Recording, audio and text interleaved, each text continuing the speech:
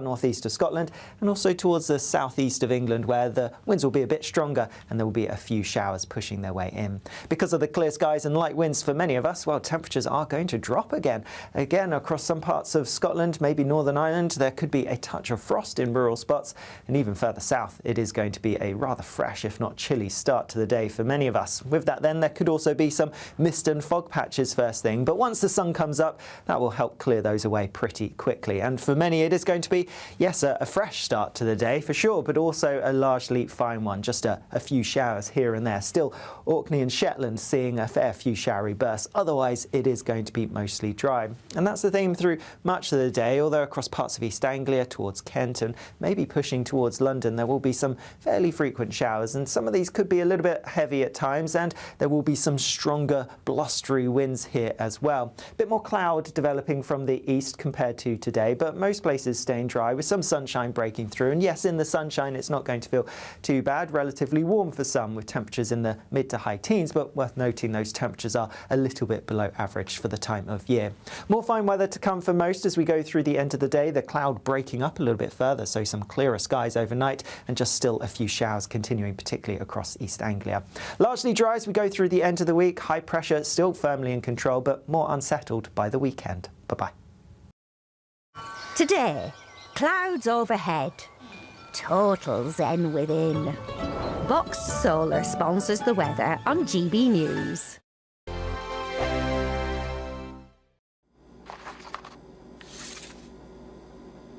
Crash Law 24 sponsors GB News Traffic and Travel Report. Good evening. This is the latest AI travel news from GBNews.com. There's a complete closure on the A96 at Newton of Petty, east of Inverness. Alternative routes are advised. A collision on the M4 westbound at Junction 7 in Buckinghamshire has closed 3 lanes, causing a 50-minute delay. In Surrey, a load spillage on the M25 anti-clockwise at Junction 12 has closed 1 lane. Meanwhile, on the A38 in Devon, an accident has closed 1 lane eastbound. And on the trains, expect disruptions on Avanti West Coast between Milton Keynes Central and London Euston, and on Great Western Railway between Hereford and Moreton in Marsh. For more travel news, go to gbnews.com. Crash Law 24 sponsors GB News Traffic and Travel Report. This is your chance to win a motorhome and cash in our biggest giveaway to date. Courtesy of Marquis Leisure, you could be the proud owner of this 2025 Benamar Primero. It comfortably accommodates 4 people and can be driven on your standard driving licence. Plus, you'll also bank an incredible £30,000 in tax-free cash to spend on anything you like. Make sure you don't miss out. For another chance to win, text WIN to 63225. 1 entry costs £2.50 plus 1 standard network rate message, or text BONUS to 63225. 5 entries cost £5 plus 1 standard network rate message. Go to gbnews.com/win. Entries start at £2.50. Call 0903 686 3232. Calls cost £2.50 plus your network access charge. Or post your name and number to GB16 PO Box 8690 Derby DE1 9TT. UK only. Entrance must be 18 or over. Lines close at 4 p.m. on the 31st of October. Please check the closing time if listening or watching on demand. Good luck. Miriam, you can't be serious. Scrapping the triple lock on state pensions? Madness. Andrew, we just can't carry on pretending. The numbers just don't add up. We've got to be honest with people. We've got to face the facts. That's what people want.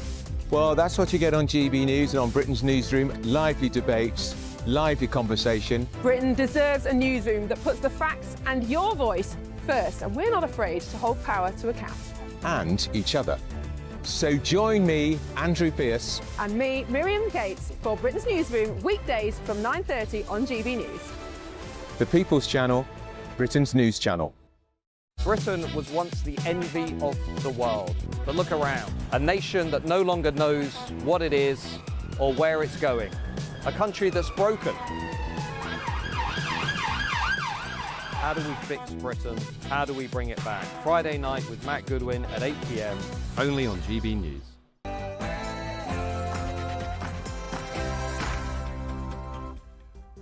Hello there, it's 6 o'clock. I'm Michelle Dewberry and this is Jubes and Co. We are not the world's food bank. Reform UK announcing its boldest policy yet. No more benefits for foreign citizens, indefinite leave to remain scrapped, and mass deportations. This has been hailed by many as absolutely fabulous, and you guessed it, called racist by others. Your thoughts? And the UK has today officially recognised Palestine as a state. This is a decision which has divided the nation. So tell me, where do you sit on it? What do you think has motivated this, and what do you think it will achieve? I can tell you now, many people are saying it's all being done to try and achieve some kind of peace within the Labour Party. Is that harsh or fair? And do you think that you could forgive someone who had murdered your loved one? Erica Kirk says she has forgiven the guy that murdered her husband, Charlie. She says it's a Christian thing to do.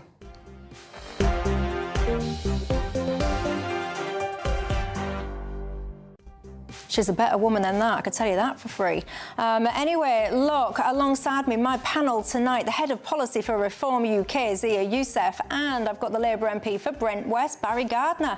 Something tells me they might not agree on that first policy announcement, but before we get stuck in, let's give you your 6 o'clock news headlines.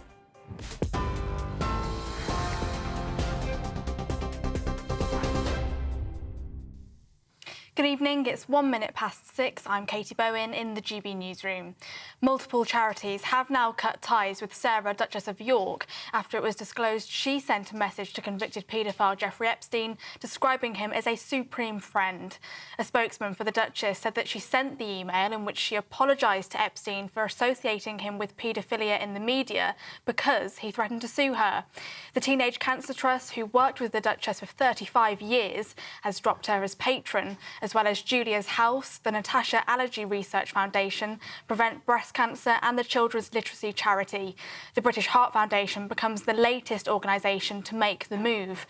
The Duchess of York's spokesman said that the email sent in April 2011 was sent in the context of advice she was given to try and assuage Epstein and his threats. Elsewhere today, the government has blasted Nigel Farage's new immigration and welfare plans as half-baked, unfunded and falling apart in real time. Reform UK says it would scrap indefinite leave to remain and ban migrants from accessing benefits, claiming the move could save £230 billion. But Labour and the Chancellor say the numbers have no basis in reality, warning the policy risks breaking up families and harming businesses. Mr Farage insists the changes would end what he calls the era of cheap foreign labour and cut the welfare bill. Well, in an interview with GB News' political editor Christopher Hope, the leader of the Liberal Democrats, Sir Ed Davey, said Reform UK's plans will involve more administration and bureaucracy. He's talking about people who've got permanent leave to stay here, who've made their lives here, and what he's actually saying is let's have lots more administration and bureaucracy at the cost of the taxpayer. He's got form on this because when he campaigned along with Boris Johnson for Brexit, that's meant a huge extra bill for taxpayers, a lot more red tape, and I think he should be honest about that. The 80th UN General Assembly is underway in New York, with the summit coming as the UK formally recognises a Palestinian state. Israel's Prime Minister Benjamin Netanyahu has condemned the move as a reward for terrorism, insisting a Palestinian state will not happen. Canada, Australia and Portugal also made the declaration alongside the UK in a historic shift. Foreign Secretary Yvette Cooper says she's warned Israel not to annex parts of the West Bank in retaliation. France and several other European nations are expected to follow suit with recognition. Well, also in New York, the UN Security Council is meeting and the Foreign Secretary has spoken, saying that Russia's recent incursions risk direct confrontation with NATO. We stand ready to take all steps necessary to defend NATO's skies and NATO's territory. We are vigilant and we are resolute. And if we need to confront planes that are operating in NATO airspace without permission, then we will do so. The United Kingdom stands by our friends. You're up to date on GB News. Now it's time for Jubes and Co. You can now watch GB News live across the United States of America and the world on Truth Plus. Scan the QR code to find out more or visit gbnews.com/truth.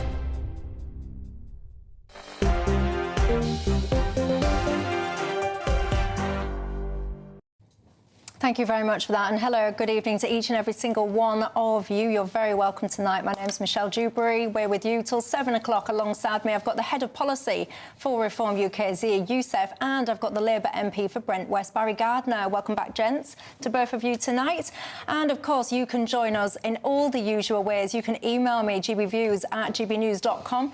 You can go to the website, gbnews.com/yoursay. Or, of course, you can tweet or you can X me. Lots that we need to get stuck into tonight, ladies and gents. Something that left me speechless, and we're not opening this up for debate tonight. We're going to wait until towards the end of the week. I saw it. The Southport inquiry. A police officer there has told the inquiry that the taxi driver, he dropped, apparently, this Axel Rudagabana off at that dance class. We all know that story by now.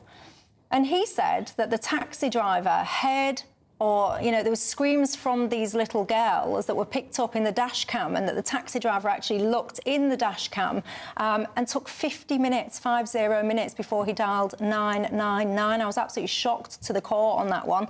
So I'm waiting towards the end of the week for that taxi driver to go to the inquiry and put his side of the story across. But that actually left me pretty speechless today, I can tell you that for free. Anyway, look, something that has not left people speechless today is a Reform UK announcement. Shall we just take a second to listen to you, actually, Zia Youssef, live on the announcement today?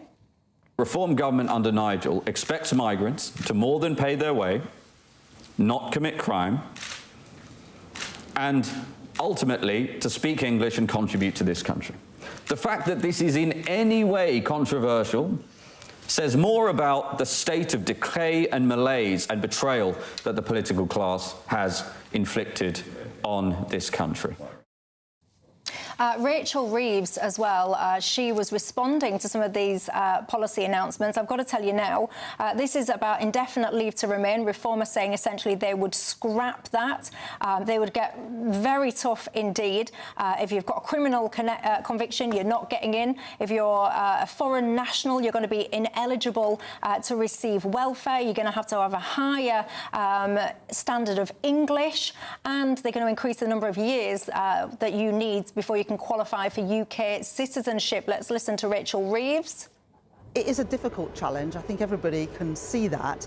But simple gimmicks like those put forward by Reform that have no basis in reality and where the numbers just fall apart, that's not the way to tackle a very serious issue. And this Labour government are getting on and doing that.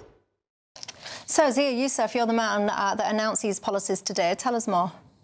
Well, as I just said there in this clip, a Reform government under Nigel will expect migrants to more than pay their way, to not commit crimes and to speak English. And the fact that you have got Rachel Reeves up in arms about it, the fact that you have Sadiq Khan up in arms about it, the fact that you have Piers Morgan up in arms about it, suggests that we're very much on the right track. This should not be controversial, Michelle. Look, people who are in this country and contributing, nothing to worry about, because we're introducing a 5-year renewable visa, just like a lot of great countries like America have. But what the British people cannot afford is that it'll be more than £250 billion that the British taxpayer, people watching this programme, who set their alarm clocks in the morning, they are tired of funding a food bank for the world. 1 in 6 recipients of universal credit last year, Michelle, are foreign nationals, right? And that is only going to go through the roof once this Boris wave of migrants, that's 3.8 million people who Boris and the Tory government shipped in on a legal basis,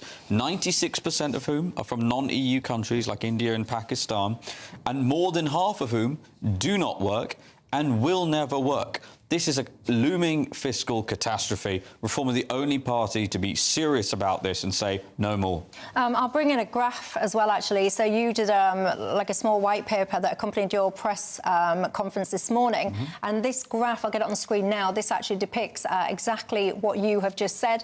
And I mean, look, you just need working eyeballs to be able to see the point that Zia Youssef was making. It's those big, massive bars in the And red. I just want to say, though, Michelle, sorry to interrupt, but those people, those huge red bars over the next 3 or 4 years will now become eligible for this ILR programme and access to our welfare state for the rest of their lives. The Centre for Policy Studies, this is basically a think tank. They're saying that you've alluded to their research, but you've got your figures wrong. basically, is what they're suggesting. No, what they've said is that, so they published a very in-depth report based on OBR net fiscal modelling of contribution of migrants. The contribution of a migrant economically is a function of how skilled they are, i.e. how much money they make and therefore how much tax they pay, and a function of how old they are. Right, because schools are expensive and elderly care is expensive, and a function of how many dependents they bring. The Boris wave screens bright red on all of those fronts. After the CPS, that think tank, published their numbers, the OBR, which of course funded by the state, under political pressure, withdrew their numbers. The reality is, here's the reality, ask the government how much it costs the NHS to service foreign nationals. Ask them how much it costs in state pension. Ask them how much it costs in PIP and disability benefits. Ask them how much it costs in adult social care. They will not tell you. The reason they won't tell you is because the real number is actually probably vastly greater than that £250 billion number we're talking about. Barrick, I know a lot of viewers will be listening to Zia. They'll be shouting at their screens. I can hear some of them. My ears are good. They'll be shouting, Michelle, this is common sense. Stop foreign criminals. Stop people coming into the country and basically leeching off a benefit system if they have no intention of working. What's not to love? Some people might be shouting. OK, well, an understanding of the facts would be helpful because this is snake oil. It's complete nonsense. If you want to get ILR in this country at the moment, you have to have already worked for 5 years. You have to be of good character without criminal records or anything. And you have to pass English at an intermediate or higher level. OK? So the idea that these people are not contributing to our economy is complete and utter nonsense. But what Zia helpfully tried to do there was to elide talking about the people who are on ILR, what he wants to abolish, these people, and he started talking about migrants as if all migrants were going to be claiming benefits. But in actual fact, if everybody who was born outside of this country claimed benefits, for a start, that wouldn't be what happens. Zia's own family is a very good example of his parents came here, worked very hard, as far as I understand, in the NHS. One was a doctor, one was a nurse. They worked and contributed to this country. But under these proposals, these people, if they weren't earning over £60,000 a year, and nurses' salaries don't really come to that, would be deported. This is ridiculous. Where's the 60 grand come from? I think that was a figure. I think that's a figure. I didn't hear you give a figure. It was a figure that was put out by Reform as to what you would have to be earning to escape being deported. I don't even know where to begin. Out of respect to you, I wanted to let you finish that point, but you just said you cannot get ILR in this country unless you have worked here for 5 years. Do you stand by that statement? Yes, that is what... Unless you have worked here for 5 years. Nobody is getting ILR in this country unless they've worked here in this country for 5 years. Go on the government website. I urge everybody watching this programme to go on the government website or to Google it and simply say, what are the qualifications? What are the qualifications in order to qualify for indefinite leave to remain in the UK? Barry, I'll give you one more chance to correct what you just said. Are you saying that everybody who's being granted ILR in this country over the next 12 months will have worked in this country for 5 years?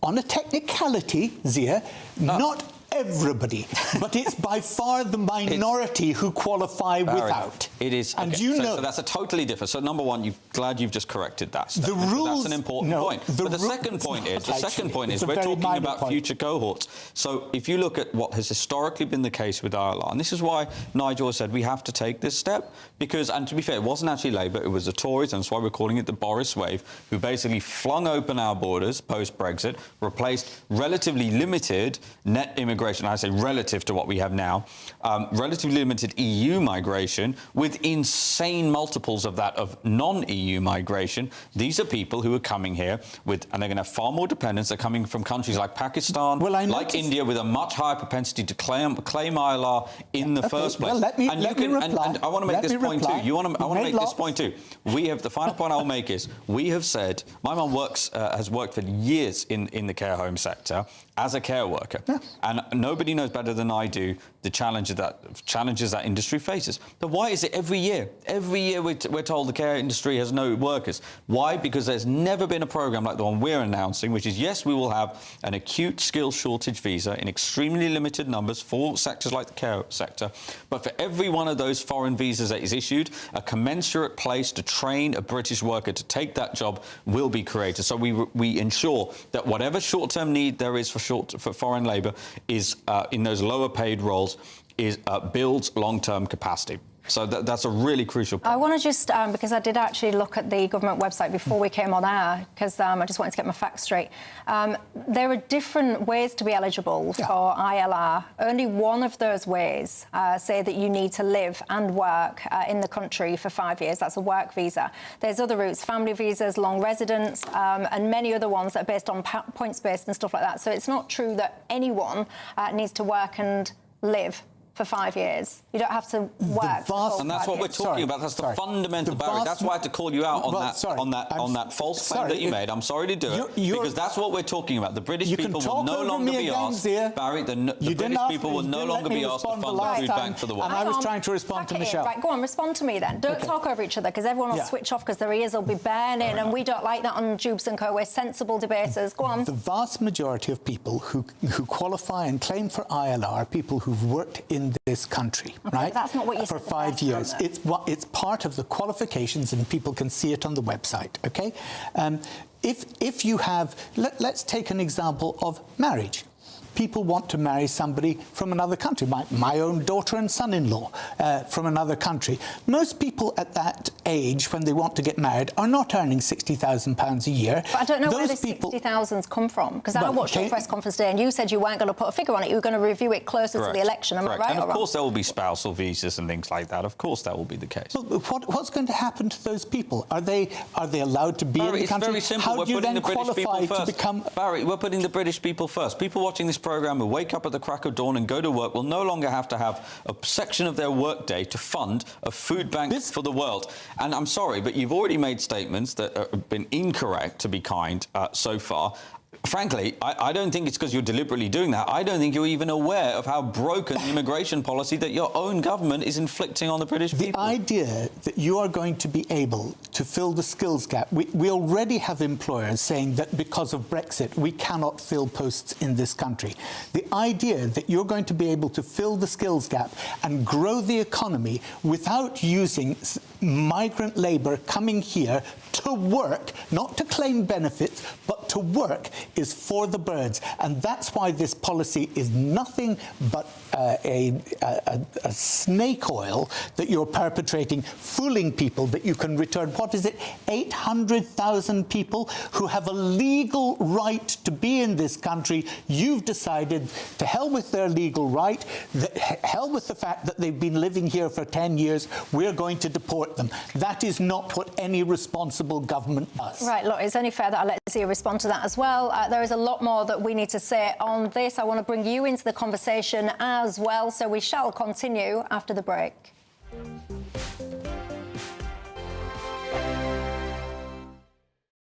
Westminster's full of talk, but out here, it's the real world.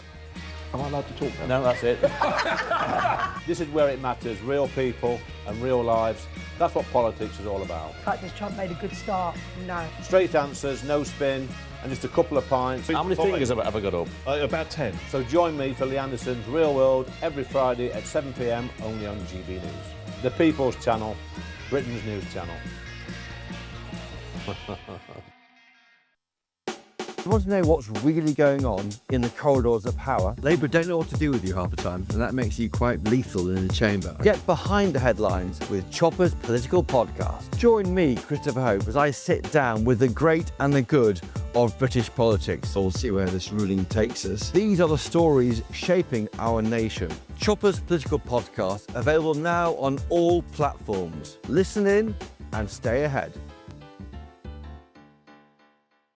It's Patrick Christie's Tonight, and here We do things differently. It's explaining the absolute madness of this, doesn't it? It's explosive. I mean, this is very good. It's lively. 850. Your government sat there, Sean, and it did nothing. It's controversial. And the Middle East has been in turmoil since before I was born. It's everything you need to kickstart your evening. Everyone's had their Weetabix tonight. I love to see it. That's Patrick Christie's Tonight, weeknights from 9 p.m. Only on GB News, the People's Channel, Britain's news channel. Decisions made in Washington aren't just shaping America, they're shaping Britain too. From migration to global security, from crime to health. Whatever happens in the White House today will be felt in your town or city tomorrow. That's why The Late Show is live from Washington, D.C. Cutting through the politics to show you what it all means for Britain. The Late Show Live starts tonight at midnight. Only on GB News, Britain's news channel. Westminster, the ultimate clique. And you're fighting like rats in a sack. But here on the Camilla Tominey Show, we ask the questions the establishment media is too scared to ask. OK, let me ask you a straight question, because I know you're a straight-talking politician. Whether it's net zero, illegal immigration or law and order, nothing is off limits. You had the power then.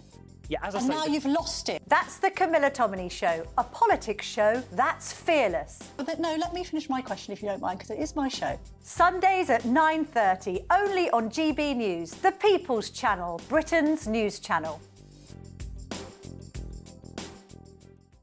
At GB News, we love to hear from you, our loyal community. So drop us a line at gbnews.com/yoursay. There you can talk to each other and also to the presenters live on air. gbnews.com/yoursay, because GB News is your channel, Britain's news channel.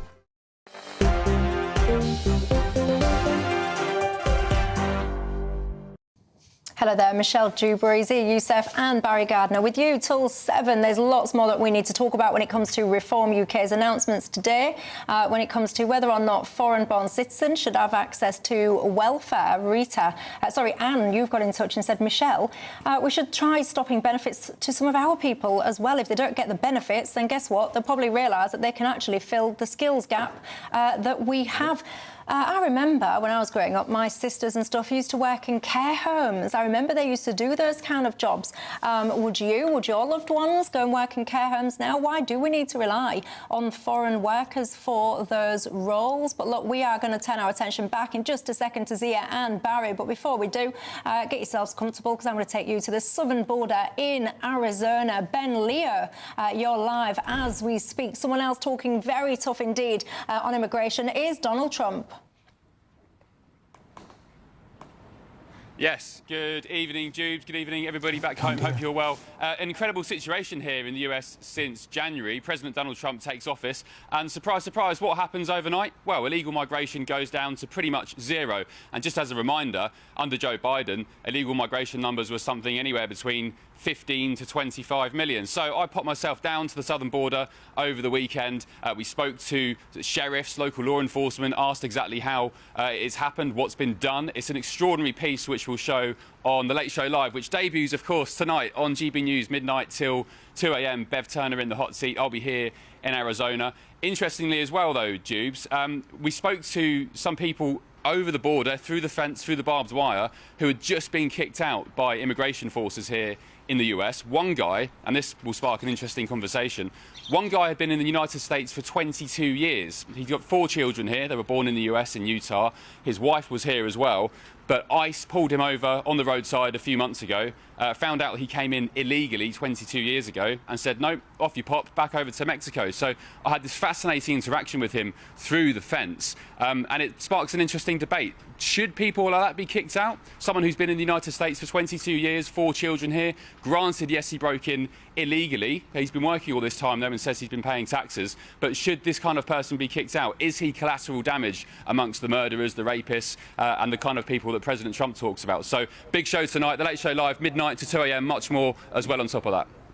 Yes, indeed, Ben. I shall be watching. I'll have matchsticks in my eyes, but I'm dedicated to supporting you guys. It's going to be absolutely fabulous. I shall see you later on. But for now, thank you very much for that. I'm going to play you a clip in just a second about Ed Davey, his response to Nigel Farage, what he's had to say. But let's just have a quick reminder about what Ben has just been referencing. Decisions made in Washington aren't just shaping America, they're shaping Britain too.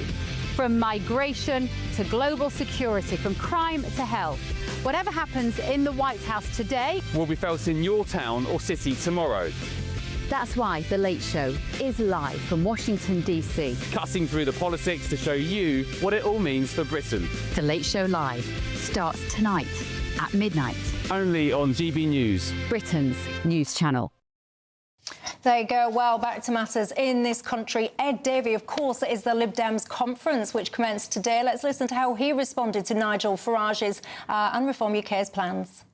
Out these Lego models of Nigel Farage, that's him dressed as Donald Trump. I mean, this guy is living rent-free in your brain. He's got 5 MPs, you've got 72. Why are you bothering about it? Because he's a threat to our country and to our democracy. What he wants to do, and that's why it looks a bit like Donald Trump, is he wants to bring Trump's America to the United Kingdom.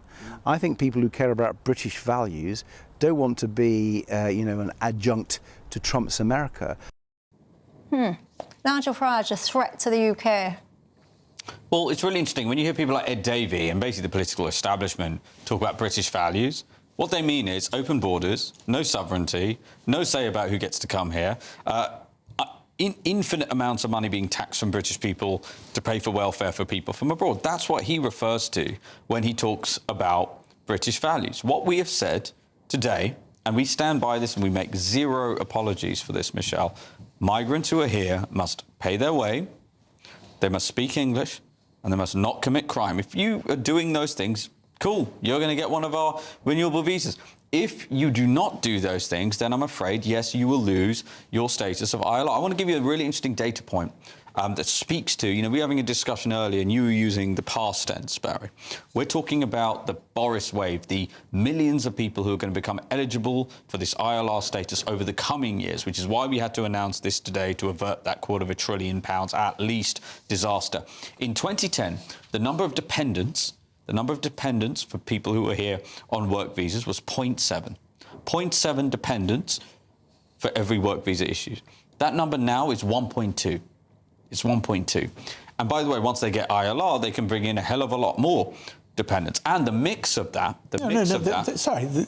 they can't just bring them in. Yes, they can. There's no cap. There is no cap on ILR. What's the cap on the number of dependents people can bring in on ILR, Barry? I'm sorry. You can't just bring them in. They have to apply. They have to be able to And what's the cap? Sorry, they have to be able to be accommodated and paid for. So that there has to be a salary level of the sponsor in order to allow them to come to the UK. And so this idea that suddenly... Barry, what's the cap? What's the cap on the number of dependents? Answer my Pakistani question. migrant. Answer my question. What is the cap on the Answer my question. What's your question? My question to Zia is, isn't it true that they can't just come in, that they have to actually apply for a visa, be granted that on the basis of what they're going to do in the country, that they're good citizens, that they meet all those requirements, and that they are accommodated, they have accommodation, and that they are supported by their sponsor with enough money to look after them so that they're not onto the welfare state. No, sorry, which qualifications? So this is an important part of your question. You said all the qualifying requirements. Their security is cleared. Right. But answer the question. No, do they need a sponsor? That's not the case. Do they need a sponsor? Yes, well, that's the whole point. That's why they have a dependent. Yes, they have a sponsor. And they are coming here. So why is it then that the majority, of the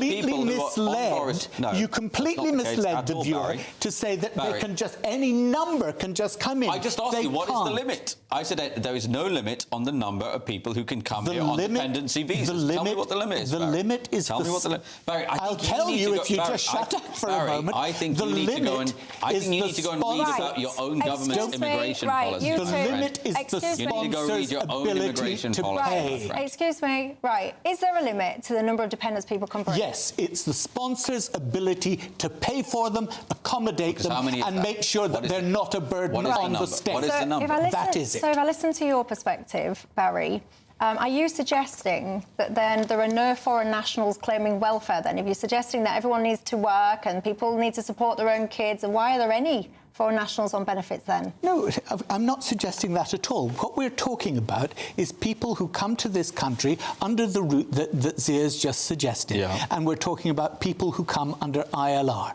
Right? And what I'm suggesting and what I'm... Barry, people don't come under ILR. Barry, people don't come under. They come under other visas. They apply for indefinite leave to remain. Their status inevitably changes during that period. And that is why I want to reiterate, one in six people, Barry. You know, you can sit here and try to defend a system where already 1 in 6 claimants of universal credit are foreign nationals. And but they're not on ILR. That number is going to go bananas over the next few years because of the Boris way. What are they? You need to, Barry, you don't even know where to start. You need to educate yourself on your own immigration hold policy. On, you two, because the viewers at home, they don't know what's going on. They're just trying to figure it all out. So if there's 1 in 6 people on universal credit of foreign nationals, that's Reform's figure.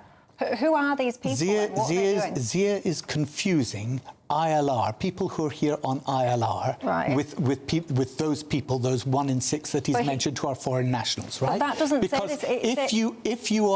If you qualify for ILR, you've been in the country, you've either been on a work visa or on a student visa, but you've been here for a minimum of 5, and the government has now said it will be increasing that to 10 years, and you have to have good standing in the country, not to have committed crimes, and you have to make sure that you are able to be in work during that period, and not to have left the country for more than 2 years. Do you think there should be any scenario where someone that's not a British citizen or not born in this country can just choose to live off benefits paid for by British taxpayers?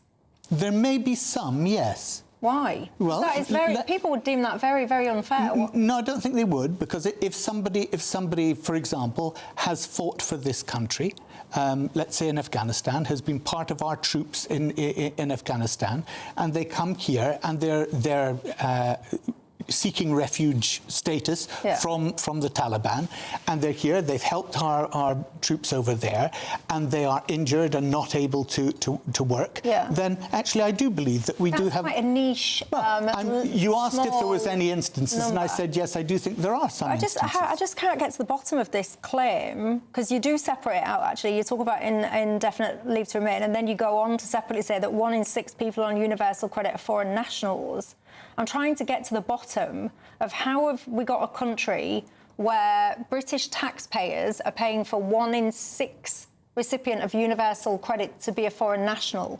Because I can't ever imagine a scenario where I would rock up at a foreign country and expect the taxpayers of that country. Again, the implication that Zia was saying is that you do just rock up and claim. No. That's not let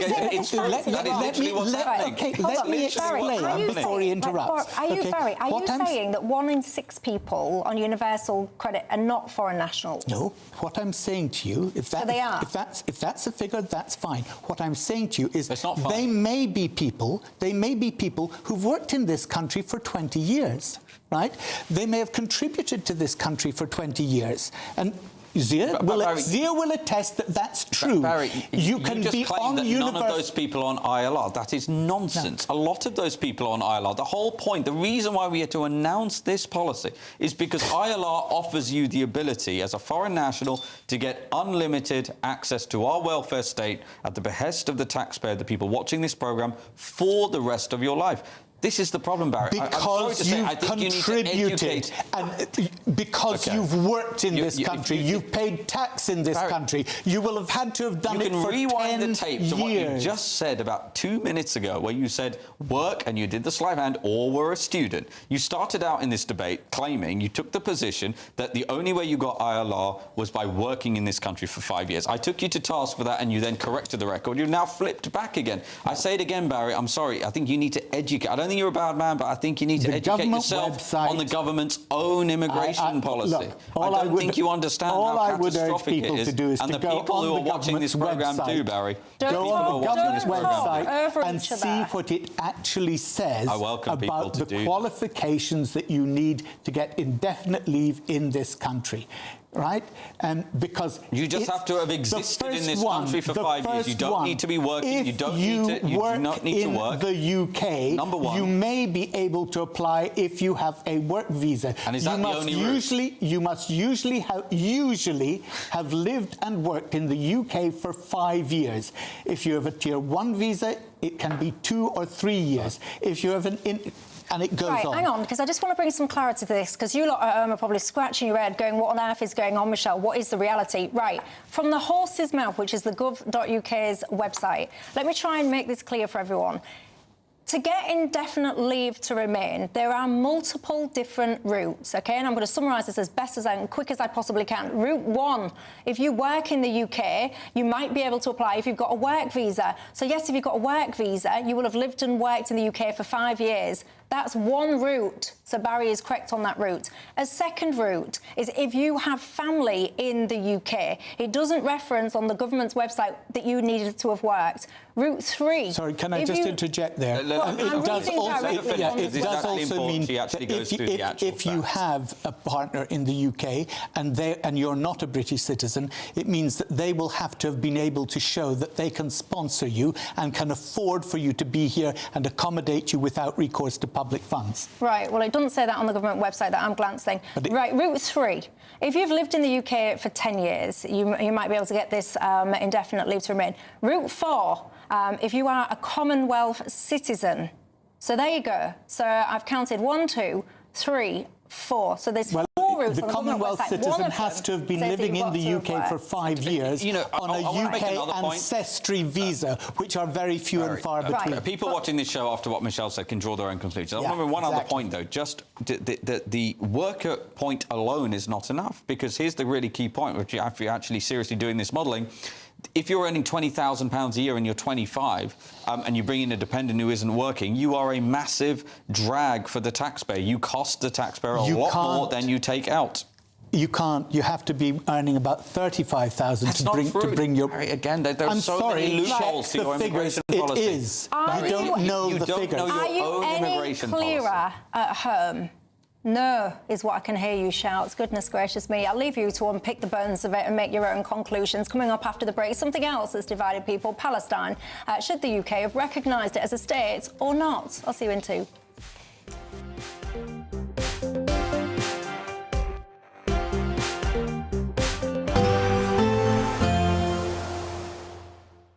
Ready to soak up that holiday sunshine? Won't we need some cover? No worries. All sorted. All Clear Travel Insurance sponsors GB News Travel Destinations Forecast.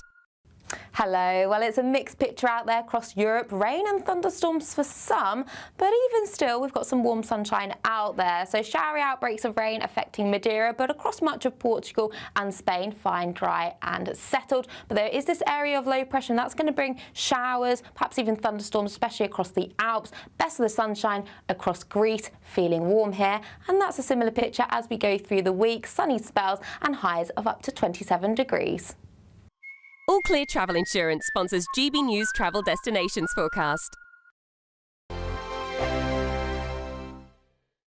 Hello again. This is your GB News weather update from the Met Office. Now, in quite a contrast to the weather we've had so far through much of this September, it looks like high pressure is going to be firmly in control through much of this week. And with that high pressure, we're going to continue with the largely settled theme that we've started the week off on. With that, then, there will be more sunshine as we go through the very end of the day. Just a few showers dotted around some coastal parts. And then largely dry, clear weather overnight. Also light winds for most of us, the exception being towards the far northeast of Scotland and also towards the southeast of England, where the winds will be a bit stronger and there will be a few showers pushing their way in. Because of the clear skies and light winds for many of us, well, temperatures are going to drop again. Again, across some parts of Scotland, maybe Northern Ireland, there could be a touch of frost in rural spots, and even further south, it is going to be a rather fresh, if not chilly, start to the day for many of us. With that, then, there could also be some mist and fog patches first thing, but once the sun comes up, that will help clear those away pretty quickly. And for many, it is going to be yes, a fresh start to the day for sure, but also a largely fine one. Just a few showers here and there. Still, Orkney and Shetland seeing a fair few showery bursts. Otherwise, it is going to be mostly dry. And that's the theme through much of the day, although across parts of East Anglia towards Kent and maybe pushing towards London, there will be some fairly frequent showers, and some of these could be a little bit heavy at times, and there will be some stronger blustery winds here as well. A bit more cloud developing from the east compared to today, but most places staying dry with some sunshine breaking through. And yes, in the sunshine it's not going to feel too bad. Relatively warm for some, with temperatures in the mid to high teens, but worth noting those temperatures are a little bit below average for the time of year. More fine weather to come for most as we go through the end of the day. The cloud breaking up a little bit further, so some clearer skies overnight, and just still a few showers continuing, particularly across East Anglia. Largely dry as we go through the end of the week. High pressure still firmly in control, but more unsettled by the weekend. Bye-bye.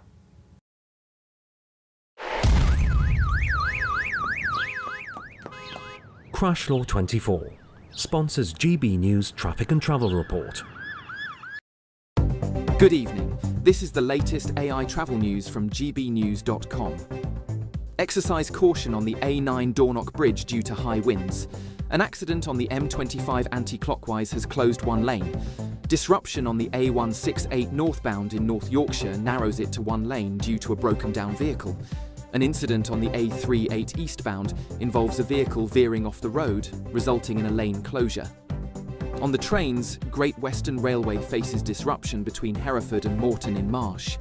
London North Western Railway has buses replacing trains between Watford Junction and St Albans Abbey, with reduced service between Bedford and Bletchley. For more travel news, go to gbnews.com. Crash Law 24 sponsors GB News Traffic and Travel Report.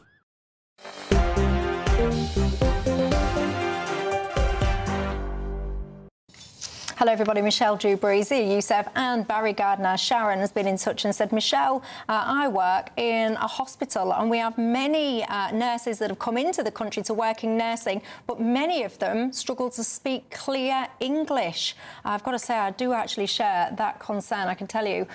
Look, something else that's really divided people across the nation today is whether or not the UK should have today formally recognised a Palestinian state. It's not just us, of course, Canada and Australia as well.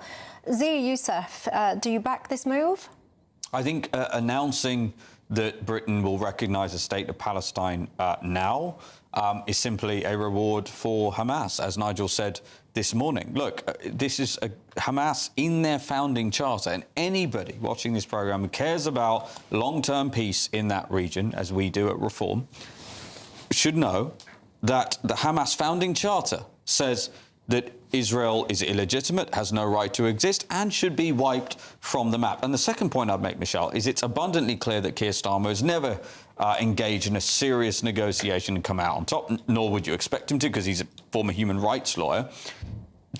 Recognising the state of Palestine was singularly the most powerful negotiating tool that a country like Britain had. It was going to be such a vital part of a potential two-state solution. So to hand it out now while Hamas still has the hostages, while, like I said, it's basically a terrorist organisation that is running that area, and I do want to draw a distinction between the Palestinian people in general and that Hamas government. It's an appalling situation. It should not have happened. And what it has done, again, I want to reiterate this, if you are a reasonable person who wants peace in that region, the decision Starmer has made today is a setback. Let's listen very quickly before I bring Barry in to Hamas leader then, shall we?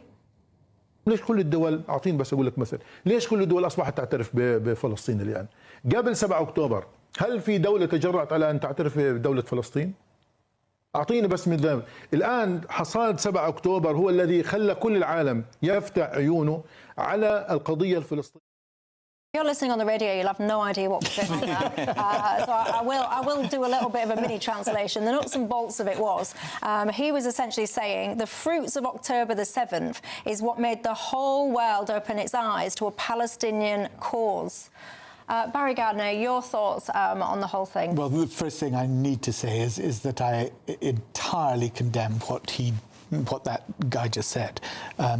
It's awful to think of October the 7th and the massacres that took place then. Why then. reward it, Barry? Let him go on. No, Barry, go on. And the massacres that took place then as being in some way justified or worth it because people are now focused in a way that they haven't been on the Middle East. That is just horrendous. The reason that it's important to recognise the state of Palestine is because actually the international community set up in 1967 the borders of the state of Israel, which have not been respected. Israel has, I was glad that Zia made a distinction between the Palestinian people and Hamas, and that's really important. But it's also really important to distinguish between the people in Gaza who are under the reign of Hamas and the rest of Palestine, the West Bank, where people are under the domain of Fatah, who are still the legitimate representative of all of the Palestinian people. So the idea that you're rewarding Hamas is simply not true. What we are doing is trying to send a strong and really last hope for the two-state solution that needs to come about. And we've seen, and Zia was right to say that Hamas want the destruction of Israel entirely, and that's why we shouldn't be rewarding them. But equally, what we've seen lately is that Netanyahu and senior figures of his government have said that they want the entire destruction, not only of Hamas, but of Gaza. And we're seeing at the moment, only 25% of the tunnels in Gaza have yet been identified and destroyed. How much longer is this going on? The Israeli government does not want an end to this war. They know that Netanyahu would be in court at the moment they do, and he's only held together by the extremists in his government. So I think it's really important that the world piles pressure. Not here. Hamas feels no pressure at all from the West. They have no negotiation with the West. But we do have with Israel, and it's putting pressure on them to get the two-state solution. Did you want to come back in on that? Yeah, well, what pressure is Israel feeling from the British government? And look, of course, it is a reward for Hamas. I mean, Hamas could end this war today if they wanted to. No, they couldn't. By releasing the hostages. Of course they could. Of course they could. You think the pressure on Netanyahu at that point, had they actually released the hostages, would not be so overwhelming? They've already stated that, Zia. They've already stated that. Look, the reality is, what this does is take away the single most powerful tool the British government, which frankly is relatively limited currently, the single most powerful tool the British government had in attempting to bring both parties to a peaceful, long-term solution. We are nowhere closer to that today, Barry, as a result of this silly decision that he has made.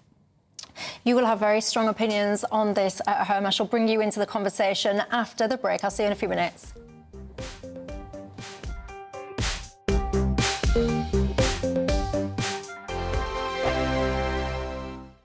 Welcome back to Britain's Newsroom with Andrew and Beth. Hello everyone, Patrick Christie is here. I'm Michelle Dewberry, Britain's News Channel. Access the stories that matter to you. Take the GB News family with you on any device. And as long as you have an internet connection, tune in to GB News anywhere on the planet or beyond. GB News, the People's Channel, Britain's news channel. Britain was once the envy of the world, but look around. A nation that no longer knows what it is or where it's going. A country that's broken. How do we fix Britain?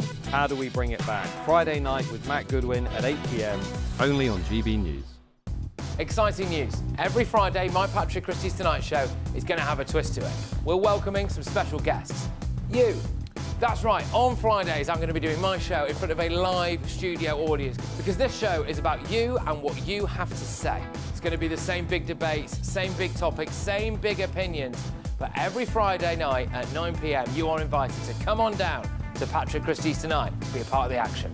Only on GB News, the People's Channel, Britain's news channel. At GB News, we love to hear from you, our loyal community. So drop us a line at gbnews.com/yoursay. There you can talk to each other and also to the presenters live on air. gbnews.com/yoursay, because GB News is your channel, Britain's news channel. You want to know what's really going on in the corridors of power? Labour don't know what to do with you half the time, and that makes you quite lethal in the chamber. Get behind the headlines with Chopper's Political Podcast. Join me, Christopher Hope, as I sit down with the great and the good of British politics. We'll see where this ruling takes us. These are the stories shaping our nation. Chopper's Political Podcast, available now on all platforms. Listen in and stay ahead. Join me, Nana Akwe, for an informative, interactive news programme with a difference. It's fun. No, he didn't say that, Dave. I'm so surprised. I think there's an element of truth to that. Join me from 3 p.m. every weekend, only on GB News, Britain's news channel. Mornings don't have to be tiresome, especially if you have the right company. Wake up to news as it happens, opinion and debate, and of course, a little bit of entertainment too. Because when the kettle's on, we're on. That's Breakfast on GB News, a show worth waking up for. Every morning from 6 a.m. Only on the People's Channel, Britain's news channel. We'll spread the news, you spread the word.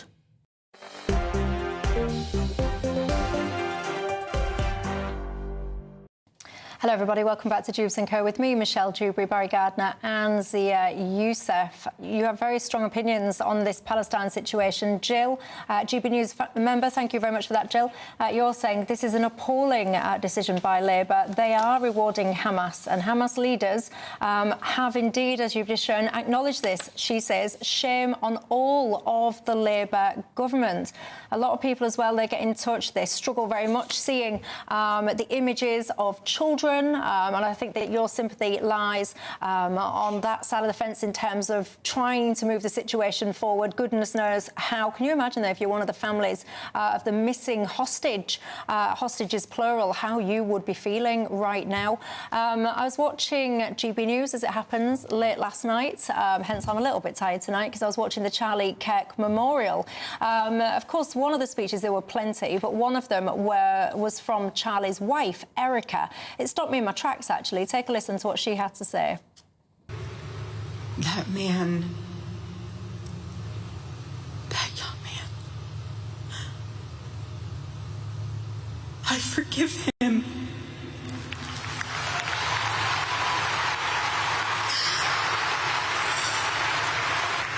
I forgive him because it was what Christ did and is what Charlie would do. She's a better woman than me, I can tell you that for free. This notion of forgiveness, this notion of trying to kind of, I don't know, move forward and stuff, is that something that you... I just can never see myself being in that position if that happened to me. I think forgiveness is really important for you yourself. If you harbour grievance all your life, it erodes and it's like a cancer eating you from inside. But I think within the Christian notion of forgiveness, there is also repentance.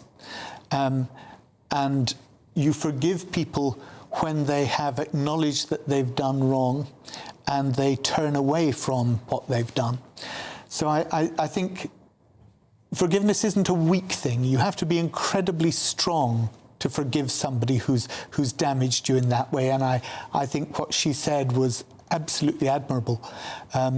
But I think people have the wrong notion of Christian forgiveness if they think that it's in any way soft or patsy. It's not. It's hard, and it also demands a turning around of the situation. Sia? Well, I'm in awe of her speech and of her statement and of that whole event. I have some friends who were there today who said it was the most moving day of their lives. I want to give you the full quote from which that excerpt came. My husband, and I'm quoting here, my husband, he wanted to save young men, just like the one who took his life. That man, that young man, I forgive him. I forgive him because it was what Christ did, and it is what Charlie would do. End quote. Those in the stadium rose to their feet in applause. I think everybody there was in awe of that statement. It was the ultimate way that Charlie's widow was able to honour his legacy because, as she said, it was what Charlie would have wanted. It's the ultimate testament to him as a man and to her character, and that's why we're in awe of it. But I think I did find it really not pleasant when President Trump got up and turned it into a political thing where he said, I don't forgive my enemies, I hate my enemies, I wish them harm to come to them.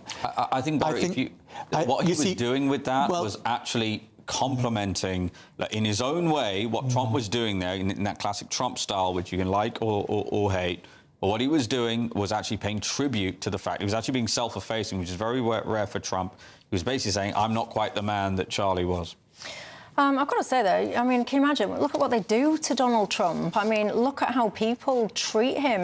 It is, in the main part, absolutely disgraceful. It is perhaps, I don't know, you can understand not having huge amounts of care and sympathy for people that treat you like that, maybe.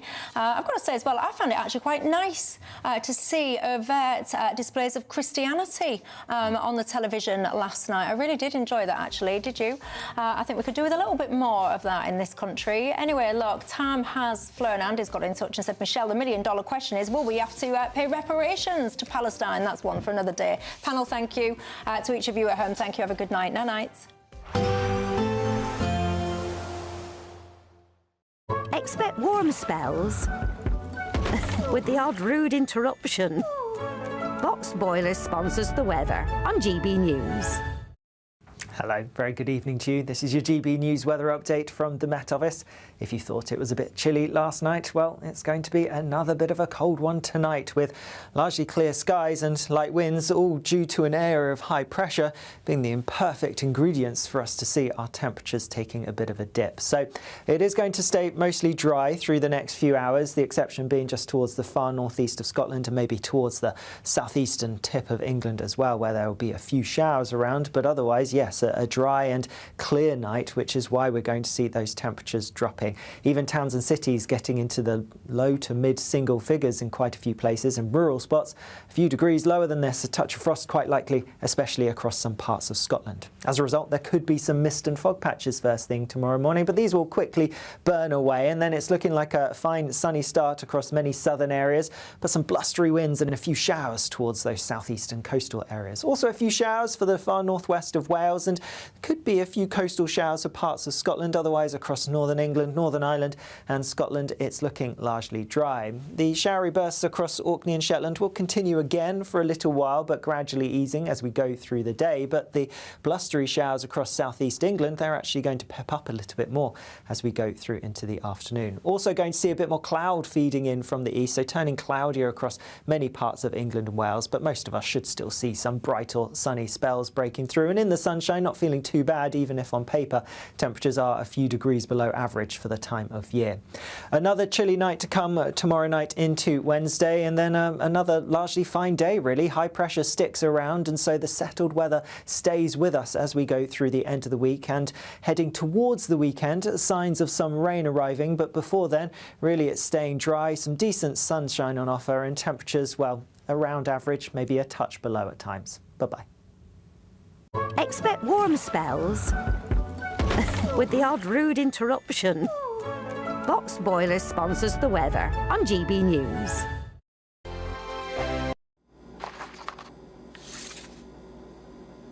Crash Law 24 sponsors GB News Traffic and Travel Report.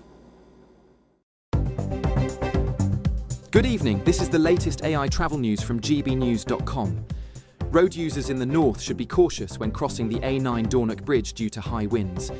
In Gloucestershire, an accident on the A40 westbound between the A417 near Gloucester and the A48 is causing delays. On the M6 northbound near Birmingham, significant delays occur between Junction 6 and Junction 7 due to a broken down vehicle. And on the trains, disruption exists between Hereford and Moreton-in-Marsh on Great Western Railway. Additionally, buses replace trains between Watford Junction and St Albans Abbey, with a reduced service between Bedford and Bletchley. For more travel news, go to gbnews.com. Crash Law 24 sponsors GB News Traffic and Travel Report. You could bank an incredible £30,000 in tax-free cash to spend however you like. And if that wasn't enough, you'll also get to drive away in this brand new motorhome. This brand new 2025 Benamar Primero could be yours. It comes with all the mod cons you'd expect from a vehicle worth over £74,000 and comfortably sleeps 4 people. This prize package is worth over £104,000. For another chance to win, text WIN to 63225. One entry costs £2.50 plus one standard network rate message. Or text bonus to 63225. 5 entries cost £5 plus one standard network rate message. Go to gbnews.com/win. Entries start at £2.50. Call 0903 686 3232. Calls cost £2.50 plus your network access charge. Or post your name and number to GB16 PO Box 8690 Derby DE1 9TT. UK only. Entrance must be 18 or over. Lines close at 4 p.m. on the 31st of October. Please check the closing time if listening or watching on demand. From the school run to the home run, watch a new show for all of Britain. He can say whatever he wants. A straight talking show where all voices are heard. And, when are we going to stop talking about smashing the gangs and actually do it? With the stories that matter from every part of our country. There's a bit of a crash landing there for your Chancellor. Bold, fearless and standing up for you. That's me, Martin Dewberry, 3 p.m. till 6 p.m. weekdays, here only on GB News. The People's Channel, Britain's news channel. Westminster's full of talk, but out here, it's the real world. Am I allowed to talk now? No, that's it. This is where it matters, real people and real lives. That's what politics is all about. The fact that Trump made a good start, no. Straight answers, no spin, and just a couple of pints. How many fingers have I got up? About 10. So join me for Lee Anderson's Real World every Friday at 7 p.m. only on GB News. The People's Channel, Britain's news channel.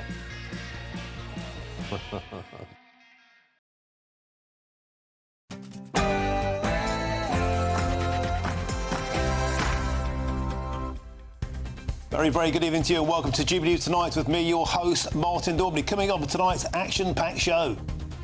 We are not the world's food bank. It is not for us to provide welfare for people coming in from all over the world. Reform UK has announced its most radical reform to migration policy yet, which could lead to the expulsion of hundreds of thousands of people. I'll be joined on the show by the newly defected Reform MP Danny Kruger in just a moment's time. And meanwhile, Prime Minister of this great country, that the United Kingdom formally